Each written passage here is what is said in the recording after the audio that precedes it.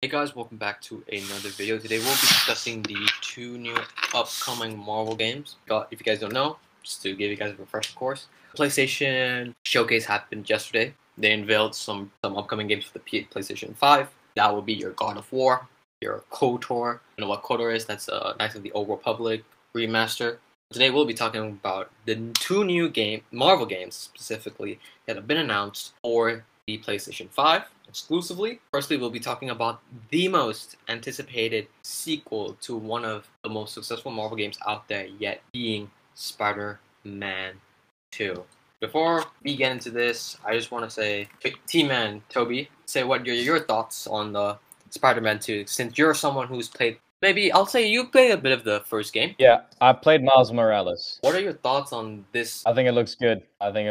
I'm really excited. I'm so happy. It's kind of like, it's sort of Spider-Man mania at the moment. You know, we got Far From Home, that trailer dropped, and that sent the internet crazy. And now we've got Spider-Man 2. I mean, that's insane. And I think it's fantastic that after all this time, you know, it seems like, you know, the Venom plotline that was kind of teased in that post-credit scene of the first one is getting followed up. And I did play Miles Morales. Fantastic gameplay, loved the combat. The only thing I would say is I was a little underwhelmed by the story and especially the villains, because I was under the impression that it was going to continue on a lot of the stuff that was established in the first Spider-Man game. Now that we've got the second one, I'm sort of not worried about that anymore, and I can sort of see that as a Miles Morales story and the first one as a Peter Parker story. What looks really interesting to me is that they're blending the two together, and we're going to get, hopefully, some co-op play. I don't know how that's going to work. Do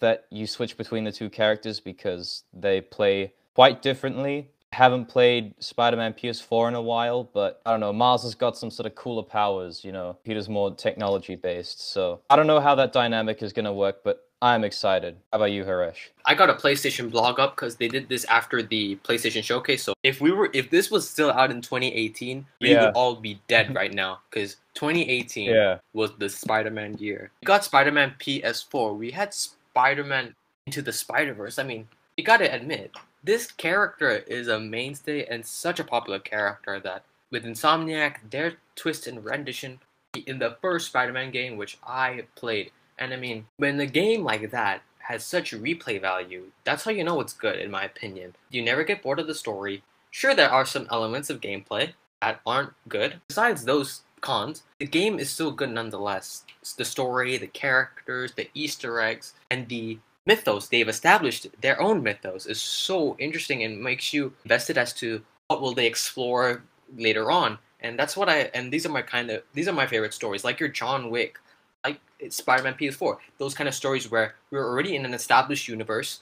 Our POV character, our main protagonist, is guiding us through what has happened in these past few years. His supporting cast gives us info into what this world has been like, which I am super stoked, because I feel like the first Spider-Man game was really good. Really enjoyed it. Web slinging, everything. A great superhero game overall. Seeing Insomniac, and you know Insomniac, they are seriously devoted to this character. I mean, they just nailed it. I feel like what they did was original yet inspired by so many elements from comics, movies, TV, animation, and all different aspects of media, which I really salute to them, because to incorporate that in one game is quite the feat, and they've managed to excel at that field. And to me, that's just tremendous. I got a PlayStation blog here, just going over at least the information so far we have covering Spider-Man 2. So this guy, his name is Ryan Schneider.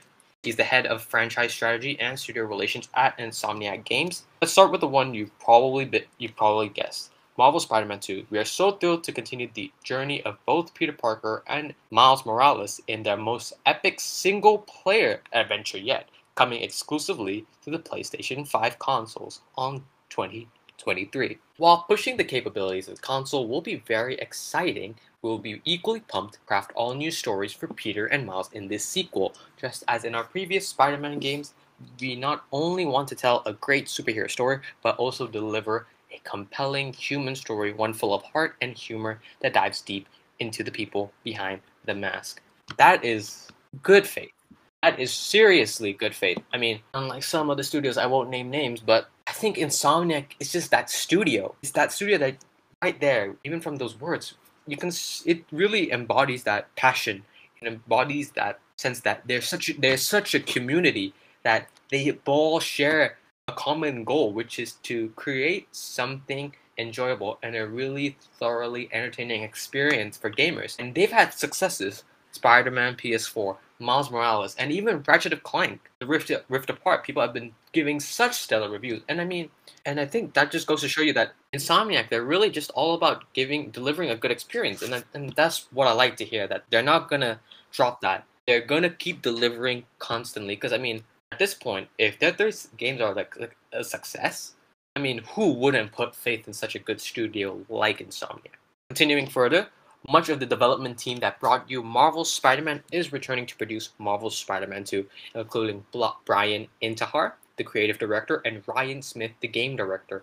Today's game footage trailer is merely just a glimpse at what's in store in terms of what new abilities our heroes will acquire, suits they will wear, more on that some other time, and the villains that will try to hunt them down. And speaking of villains, did you catch the final line at the end of the trailer? We're so happy to announce that Tony Todd of Candyman fame will be voicing the symbiote-fueled Venom in Marvel's Spider-Man 2.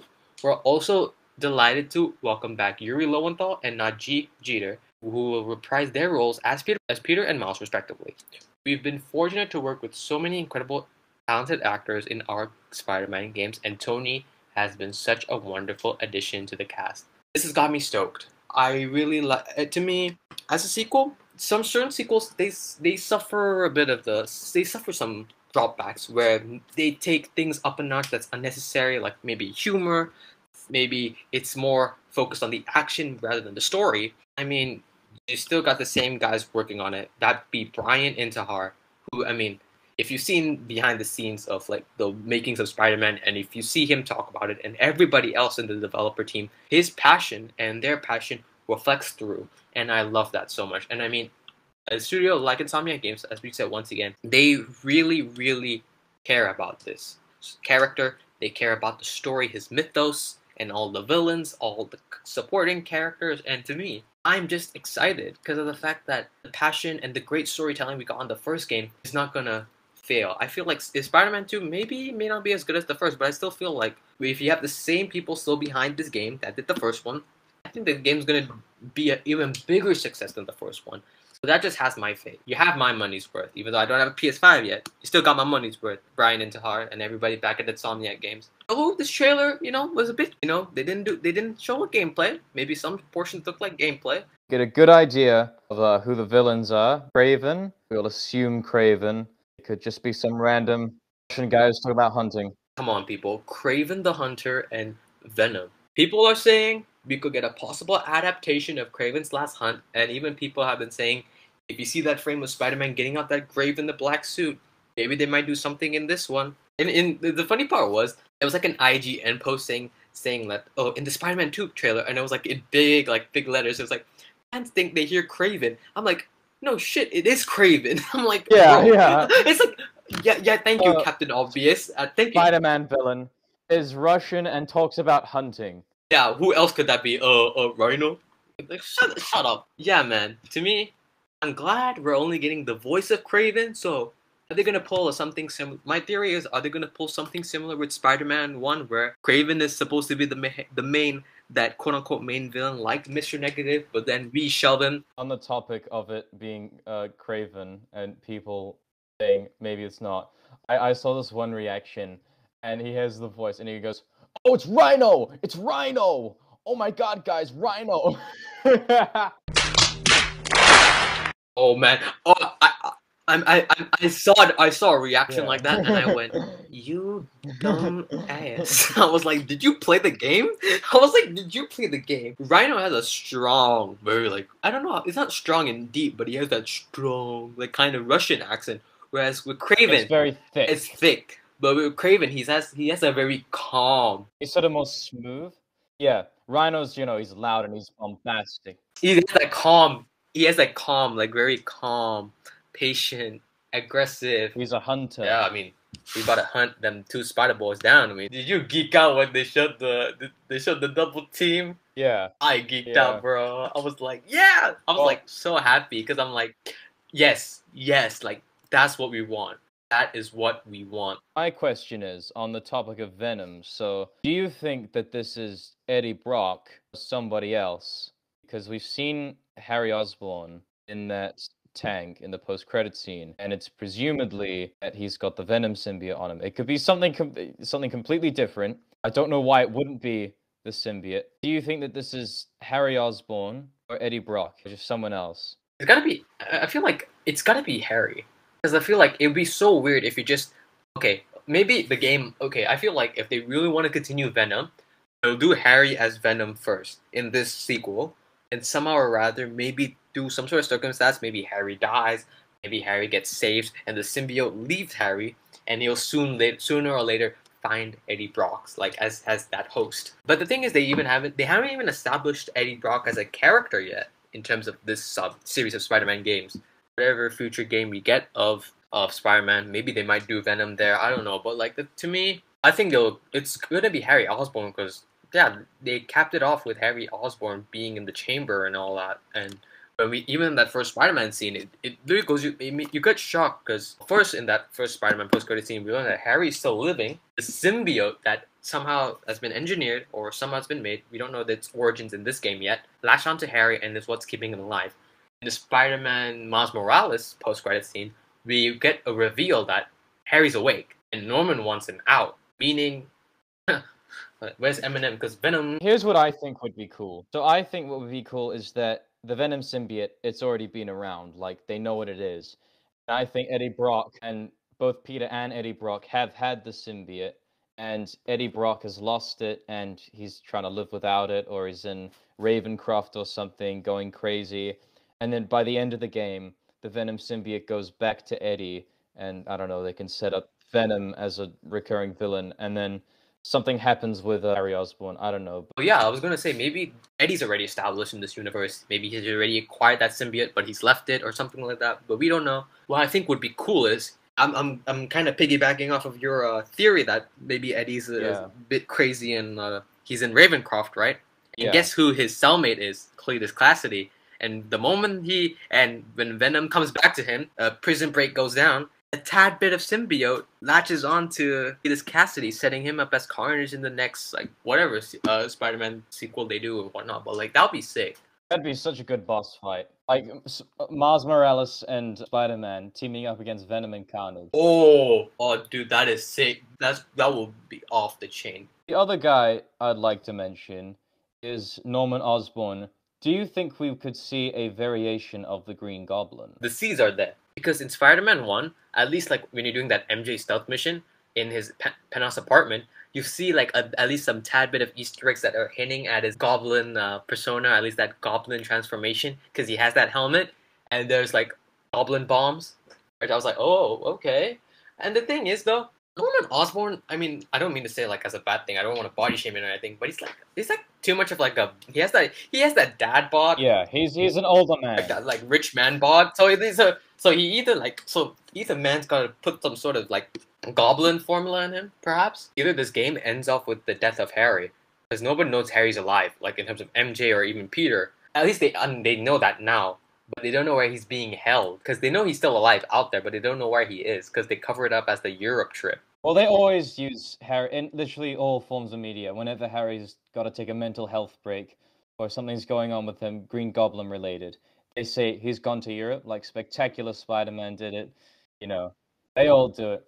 So the other possibility, I think, is that going back to Harry possibly losing the symbiote, is that he'll become the Green Goblin, because that's something he does quite frequently. Either kill Harry off in the second game, and Norman loses his goddamn mind, and he'll just be the Green Goblin, or they'll do like something where in the third game, Harry's still alive, he's still trying to cope with the fact that he's a bit like not right in the head, so he uses the Goblin formula as almost like a drug that almost sedates him, but it doesn't.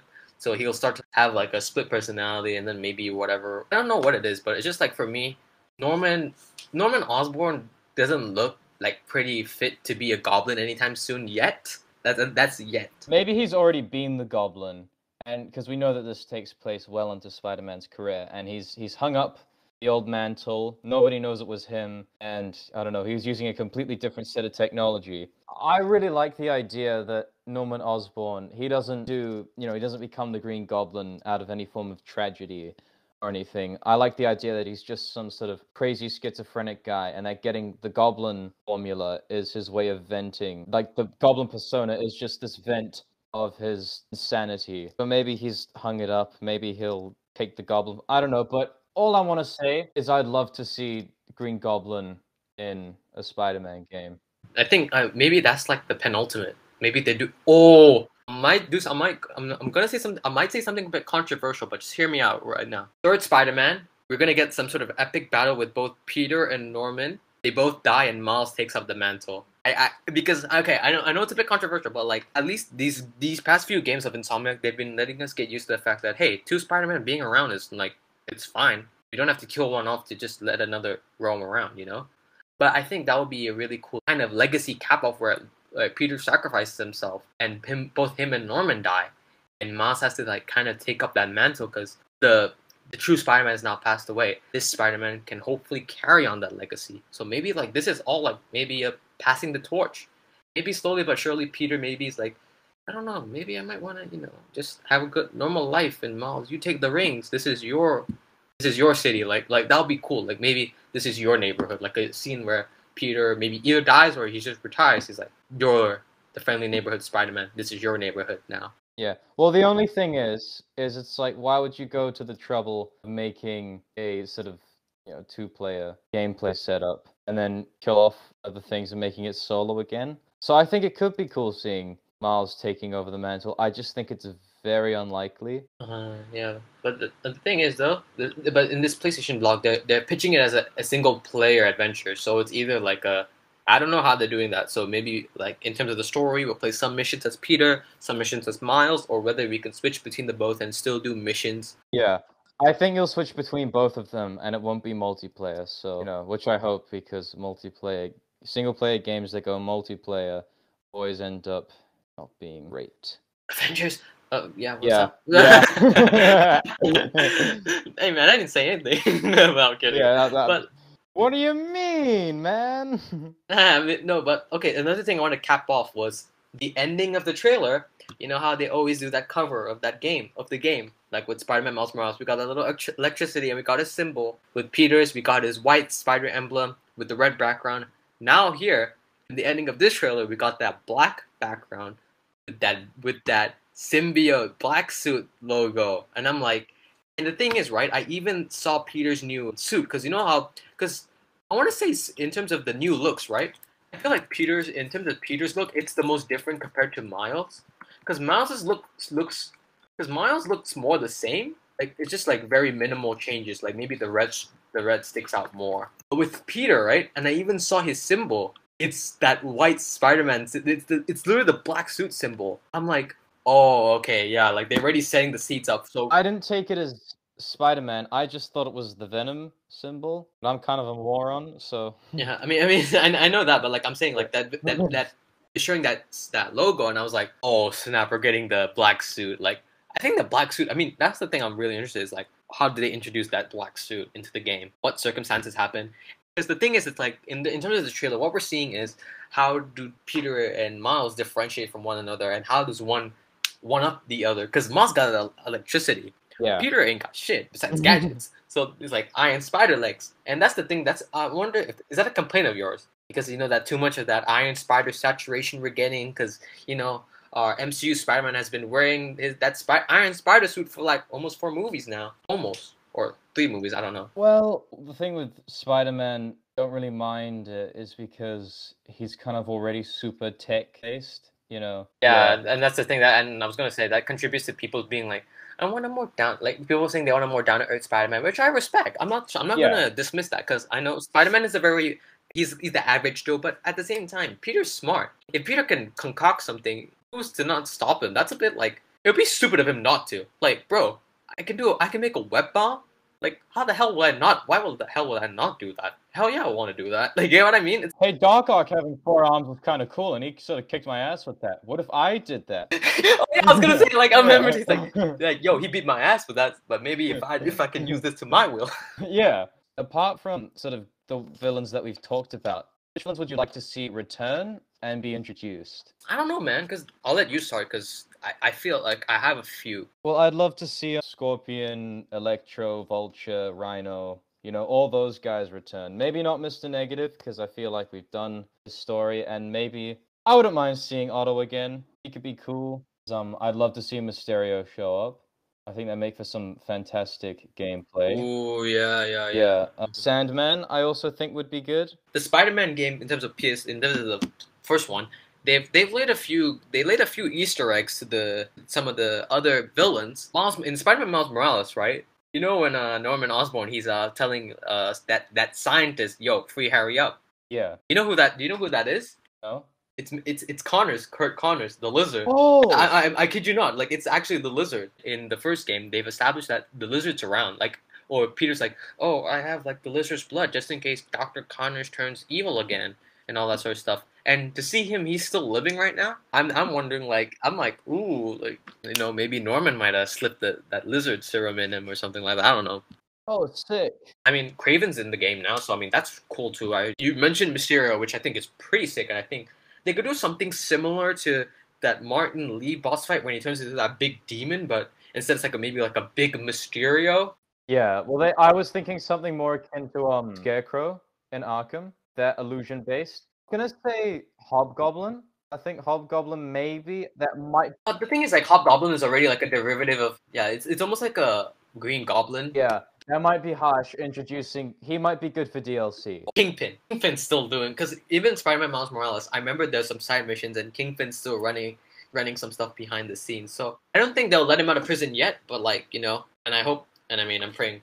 My thoughts will go on to the next game we'll do on the Insomniac, but like, I hope that villain Kingpin also becomes the upcoming villain for you-know-what game. Lastly, Chameleon. I think Chameleon's interesting because he's like a... Yeah.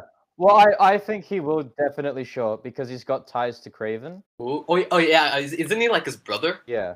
Or something like that, like Kraven's brother. Yeah. Oh yeah, that'd be cool. Morbius might show up because he's got a movie coming. Nah, get the hell out of here. No one give a damn. I don't like Morbius. 5 cents shits about Morbius. Yeah. You think I give a damn about that movie? I don't even give a damn about Jared Leto. I'm gonna say it right now. I don't care if I'm wrong. I think it's gonna be one of those so bad it's good superhero movies. Dude, it's gonna be another Venom, and they're gonna milk a part 2 out of it. I'll bet you right now. Yeah. No, everybody thought Venom was gonna fail the first one, and then hey, look, Venom Let There Be Carnage is still coming. Yeah. Let there be more Sony Spider-Man villain movies. Okay. Pray to God. Why do we live in this era? but I mean, that's all. I mean, that's pretty much it from Spider-Man 2. I mean, I'm just stoked. I'm so glad we're getting a continuation of such a beloved original story from the developers and the creators from Insomniac. If anyone from Insomniac's watching, probably not.